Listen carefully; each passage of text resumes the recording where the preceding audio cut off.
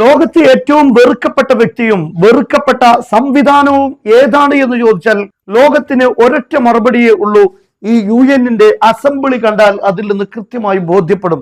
UN അസംബ്ലിയിൽ കഴിഞ്ഞ ദിവസം ഒരുപാട് രാഷ്ട്രങ്ങളുടെ നേതാക്കൾ പ്രസംഗിച്ചു.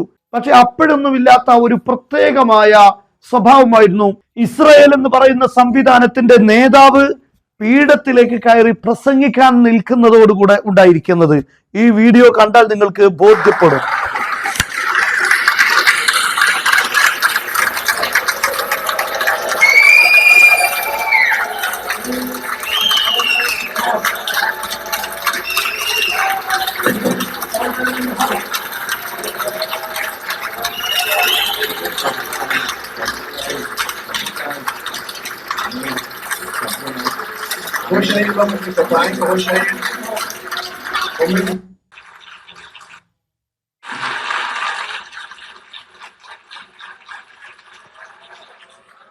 അദ്ദേഹം സ്റ്റേജിലേക്ക് കയറി വരുന്നതോടുകൂടെ മറ്റൊരു ഭാഗത്ത് ആളുകൾ എണീറ്റ് പോകാൻ തുടങ്ങിയിട്ടുണ്ട്. Mass walkout. Please order in the hall. ഈ പോകുന്നതെല്ലാം ഓരോ രാഷ്ട്രത്തിന്റെയും പ്രതിനിധികളാണ് എന്ന് നമ്മൾ മനസ്സിലാക്കണം. ഇതുപോലുള്ള ഒരു സംഭവം നമുക്ക് ലോക ചരിത്രത്തിൽ കാണാൻ സാധിക്കുമോ എന്നത് വളരെ പ്രധാനപ്പെട്ട കാര്യമാണ്.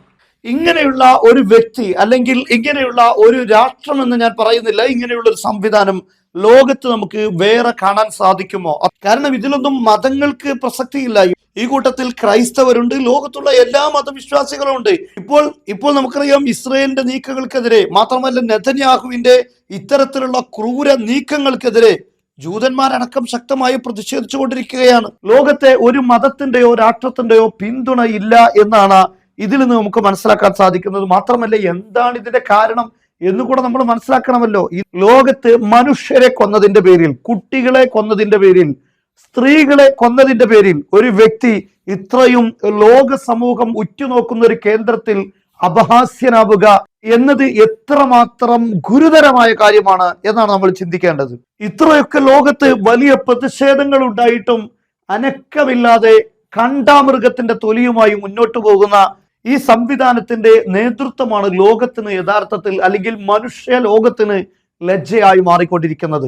ഈ വിഭാഗത്തിന് ലോകത്ത് നിന്ന് എവിടെന്നെങ്കിലും പിന്തുണയുണ്ടോ എന്ന് നമ്മൾ ചിന്തിക്കുക. ബ്രിട്ടനും അതുപോലെ ഫ്രാൻസും ഒക്കെ ഈ ഫലസ്തീൻ എന്ന് പറയുന്ന സ്വതന്ത്ര പൂർണ്ണാധികാരമുള്ള രാഷ്ട്രത്തിന് വേണ്ടി ഇതുവരെ സംസാരിച്ചിരുന്നില്ല. ഫലസ്തീൻ വേണമെന്ന് പറയുമ്പോൾ പോലും ഒരു പരമാധികാരമുള്ള ഒരു ഫലസ്തീനിനെ അവർ അംഗീകരിക്കുകയോ അല്ലെങ്കിൽ അതിനുവേണ്ടി വോട്ട് ചെയ്യുകയോ ചെയ്തില്ല. എന്നാൽ ഇപ്പോൾ അങ്ങനെ ഉണ്ടായി എന്നത് ലോകം ഇവരുടെ ക്രൂരത എത്രമാത്രമുണ്ട് എന്ന് മനസ്സിലാക്കിയതിന്റെ വ്യക്തമായ തെളിവാണ്. ഞാൻ മനസ്സിലാക്കുന്നത് ഇപ്പോൾ ഇന്ത്യയും ശക്തമായ രീതിയിൽ വോട്ട് ചെയ്തിട്ടുണ്ട്. ഫലസ്തീൻ രാഷ്ട്രം സ്വതന്ത്രമായ ഒരു പരമാധികാര രാഷ്ട്രത്തിന് വേണ്ടി വോട്ട് ചെയ്തിരിക്കുകയാണ്.